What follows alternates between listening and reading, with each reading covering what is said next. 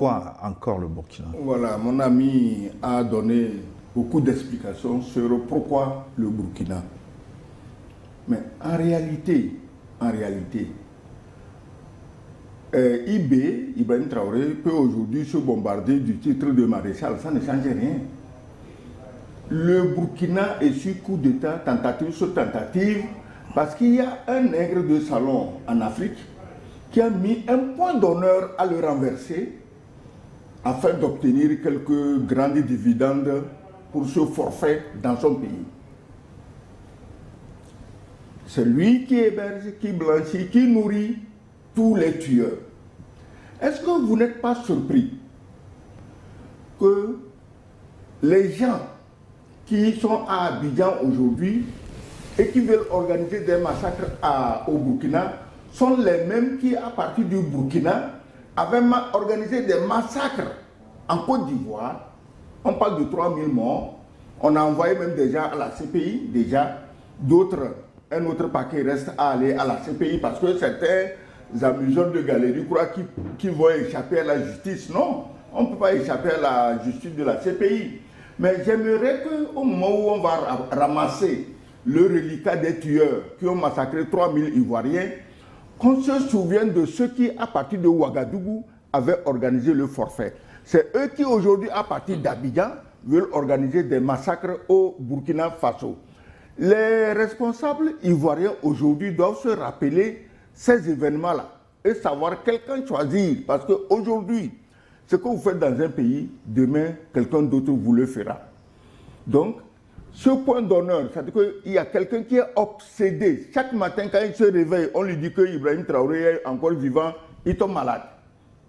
Cherchez-moi, mais vous ne pouvez pas trouver des tueurs, nous on a l'argent. Sinon, pour revenir au pays, moi, quand on dit général, ce n'est pas seulement ses performances à la guerre, son sens du commandement. Non, il faut aussi son patriotisme. Il faut le patriotisme. Tu es général, tu es colonel, tu es commandant, tu es capitaine, tu es lieutenant, tu es un officier. Et ce grade t'a été donné par ton pays, par ton peuple. Et que tu dois respecter ce peuple et défendre ce pays et défendre ce peuple. Maintenant, quand on te dit qu'il y a un minable général qui aurait pris combien? 25 milliards. Donc un général normal croit que 25 milliards c'est de l'argent. Tu ne trouves pas que c'est la misère? Bon, comme il a dit, peut-être, il n'y a plus de prébende, ils n'ont plus les moyens de vivre abondamment comme avant. C'est ça qui l'a induit en erreur. Sinon, moi, général, tu veux que je déstabilise mon pays. Tu veux même que je tue le chef de l'État et tu me donnes 25 milliards. C'est comme si tu me jetais une pièce de 2 centimes à la figure pour me dire d'aller commettre des crimes. Ils ont un peu ce trou parce que le monde opératoire est pratiquement le même. On propose une somme d'argent, parfois 1 million, parfois 1 milliard, pour que les intéressés déstabilisent le pays. Oui. Ça veut dire qu'avec de l'argent, on peut facilement perturber les dés, piper les dés au niveau du pouvoir. Si ce régime qu'on veut déstabiliser méritait d'être déstabilisé, on n'aurait pas besoin de payer les déstabilisateurs. Ça veut dire qu'ils savent que c'est un régime populaire, un régime soutenu. C'est pourquoi ils sont obligés de payer des gens. Quand IB avait renversé Damiba, qui l'a payé? On l'a payé combien? Combien de gens il est allé louer à Abidjan de venir massacrer des villages au Burkina pour déstabiliser ou discréditer Damiba? Il n'a pas eu à le faire. Il sait que le fruit était mûr, on tend la main, on le cueille. Et ils n'ont massacré personne. J'ai toujours dit ici que mon soutien inconditionnel aux chefs d'État du Sahel, Burkina, Mali, Niger, vient du fait qu'ils n'ont touché à personne. Ils n'ont fait couler aucune goutte de sang. Non, mais donc, au Burkina, il y a eu une petite effusion de sang.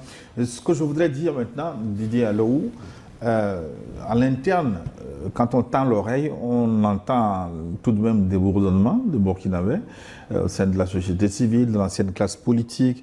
Est-ce qu'Ibrahim doit améliorer la gestion de ces contestations internes? Non, la gestion des contestations, les contestations internes n'en manquent pas. Je ne sais pas si vous connaissez un pays au monde où il n'y a pas de contestation interne, où il n'y a pas de préoccupation, où il n'y a pas des choses à arranger. Nous sommes en train de construire progressivement des pays. Et particulièrement, les pays de l'AES ont été laissés, ont été exploités, surexploités, abusés, comme vous le savez. Et que les ressources minières des pays de l'AES ne profitaient aucunement aux populations de l'AES. Et à cela s'ajoute une insécurité grandissante qui est, si vous voulez, est couplée avec du terrorisme honteusement monté par l'OTAN et l'Occident. Donc aujourd'hui, ce que le capitaine est en train de faire, c'est une construction, c'est un travail progressif qui est en train de se faire.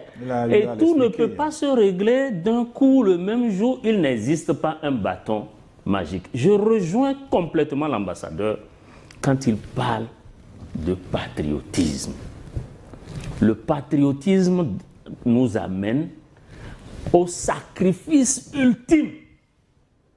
Quand vous êtes un patriote et que vous êtes convaincu de la nécessité d'une lutte et d'un combat, vous supportez tout ce qu'il y a dedans comme défi, comme souffrance.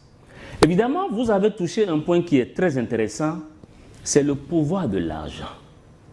C'est-à-dire qu'aujourd'hui, qu'est-ce que le sens de patriotisme de ces généraux aujourd'hui dans nos pays, en Afrique, et particulièrement là ce matin nous parlons du Burkina, qu'un général se soit laissé compromettre jusqu'à ce point 25 milliards pour tuer son chef d'État et pour compromettre la lutte de tout un peuple. Un peuple qui cherche à se libérer de l'impérialisme, un peuple qui cherche, qui est en lutte permanente, qui lutte contre les ennemis extérieurs, se rendre coupable et complice de ses ennemis pour 25 milliards, ça pose quand même pour de l'argent. Ouais, 25 milliards, c'est quand même beaucoup. Hein. Oui, mais c'est beaucoup, mais est-ce que 25 milliards, ça vaut la stabilité de son pays? Qu'est-ce que 25 milliards peuvent faire devant un régime qui se bat, devant tout un peuple qui essaie de se battre pour sortir de l'oppression? Parce que c'est ça la question.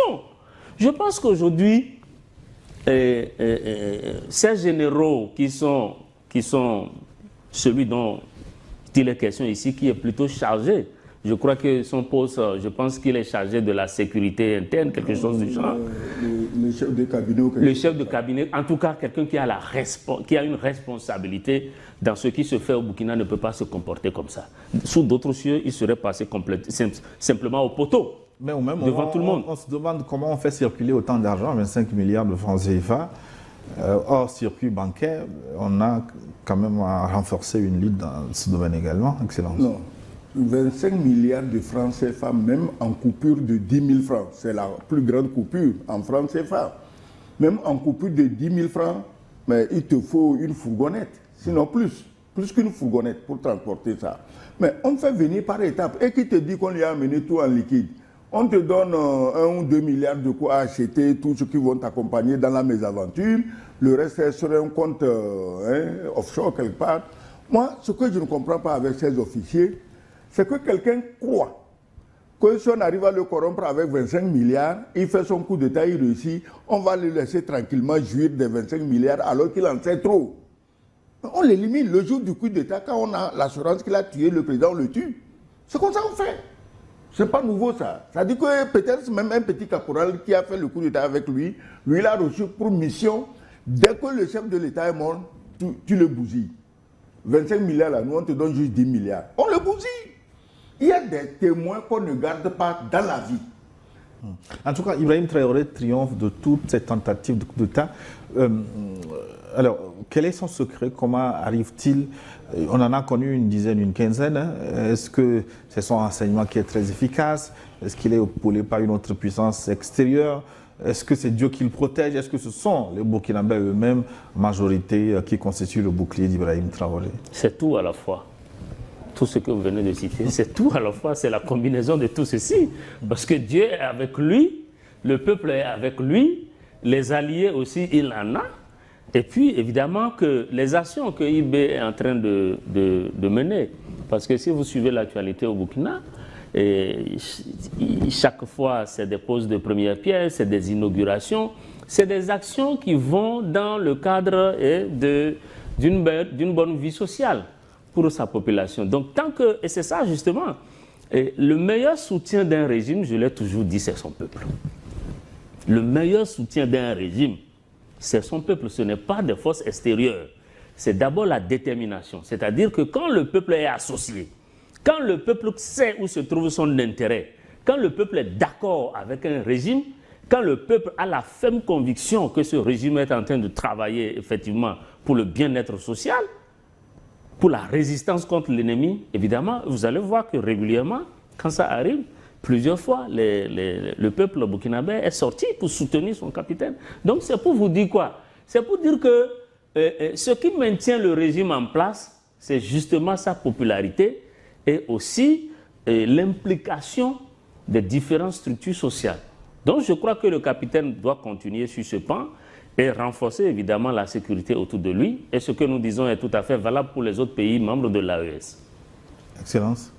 Le capitaine Traoré tient, vous avez dit tous les arguments par lesquels il tient, mais il tient aussi grâce à ses relations à lui.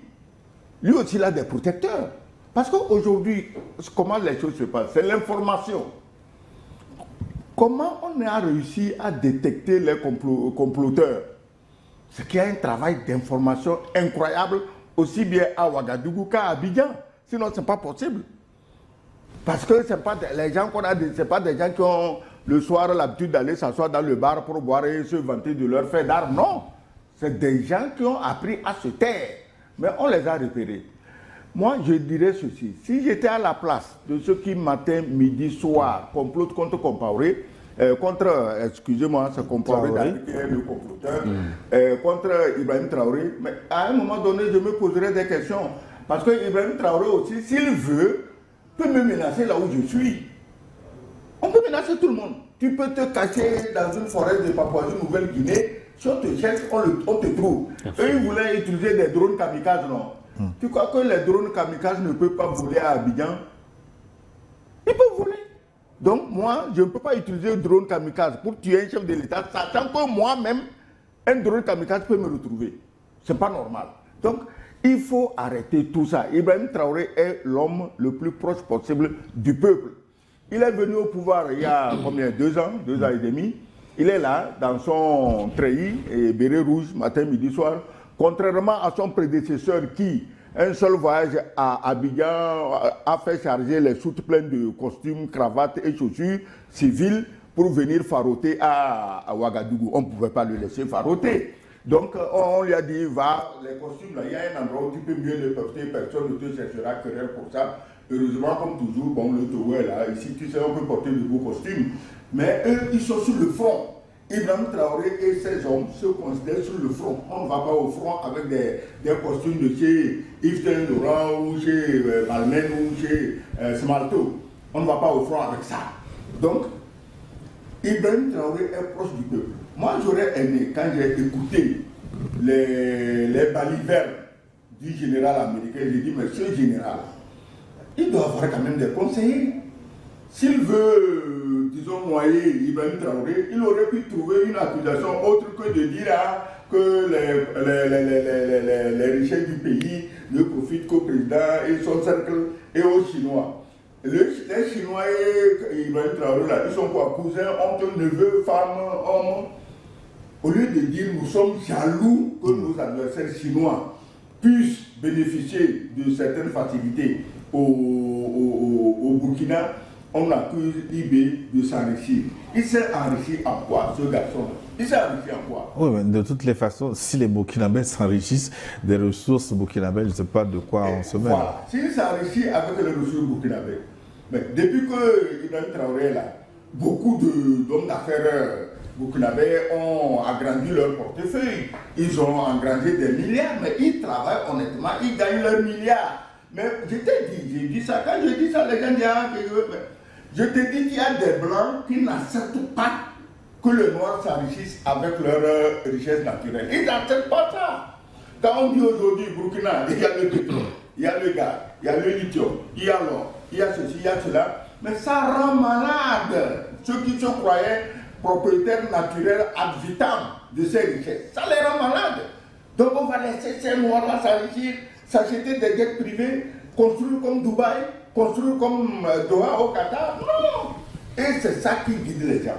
Oui, mais Doudier a soulevé un argument sur lequel je voudrais qu'on